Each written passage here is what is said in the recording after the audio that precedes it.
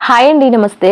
ఈరోజు మన కిచెన్లో చాలా ఈజీగా టేస్టీగా పూరీలు డిఫరెంట్గా ఎలా ప్రిపేర్ చేసుకోవాలో ఈ వీడియోలో మీకు చూపిస్తాను. ఎప్పుడు చేసే విధంగా మైదా పిండితో కానీ లేకపోతే గోధుమ పిండితో కానీ కాకుండా ఉప్మా రవ్వతో అంటే సూజీ రవ్వతో ఈ పూరీలు చాలా ఈజీగా టేస్టీగా ఎలా ప్రిపేర్ చేసుకోవాలో ఈ వీడియోలో మీకు చూపిస్తాను. చాలా క్రిస్పీగా ఉంటాయండి, పిల్లలు కూడా ఇష్టంగా తింటారు. పిల్లలు ఎప్పుడైనా పూరీలు కావాలి అని అడిగినప్పుడు ఎప్పుడు చేసే విధంగా కాకుండా ఇలా ఒకసారి బొంబాయి రవ్వతో ప్రిపేర్ చేయండి, చాలా క్రిస్పీగా ఉంటాయండి. ఒక గిన్నెలోకి 1 కప్పు వరకు బొంబాయి రవ్వని తీసుకుంటున్నాను. సూజీ రవ్వ అంటారు కదా, ఆ రవ్వని తీసుకుంటున్నాను.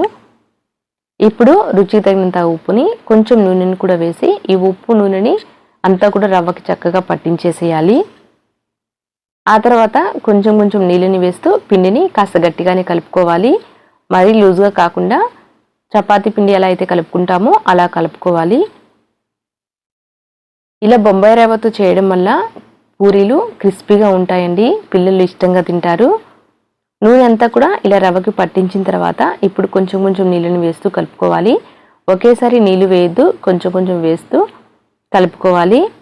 పిండి లూజ్ అయితే ఇబ్బంది అవుతుంది కాబట్టి కాస్త గట్టిగా ఉండాలి కాబట్టి చూస్తూ కలుపుకోవాలి.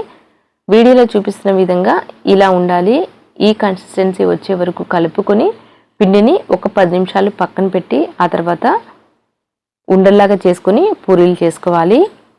కాకపోతే పిండిని కాస్త ఎక్కువసేపు కలుపుకోవాలి, అప్పుడే పూరీలు పొంగుతూ చాలా బాగా వస్తాయండి.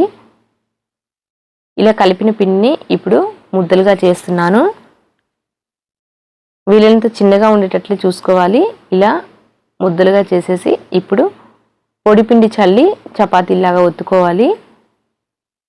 పిండి కలుపుకునే విధానాన్ని బట్టే పూరీలు వస్తాయండి. పిండి మరీ లూజ్గా కలుపుకున్నాము అంటే నూనె ఎక్కువ లాగేస్తాయి కాబట్టి వీడియోలో చూపిస్తున్న విధంగా కాస్త గట్టిగానే కలుపుకోవాలి.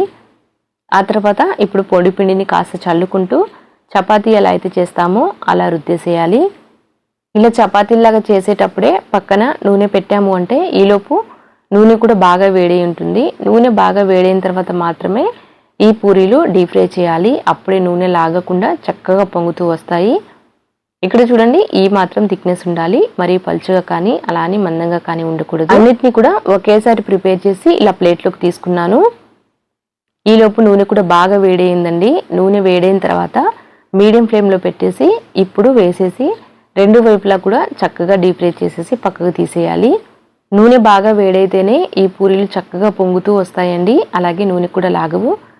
ఇక్కడ చూడండి, నూనెలో వేసిన తర్వాత జస్ట్ ఒకసారి ప్రెస్ చేసాము అంటే చూడండి ఎంత బాగా పొంగుతూ వస్తున్నాయో.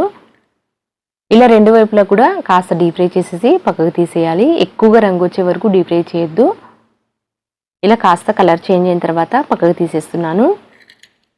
ఇలా ఒకసారి తీసిన తర్వాత మళ్ళీ నూనెని వేడి చేయాలి. నూనె వేడైన తర్వాత మాత్రమే రెండవ పూరీని కూడా వేస్తేనే అప్పుడే పొంగుతూ వస్తుంది, నూనె కూడా ఎక్కువగా లాగదు.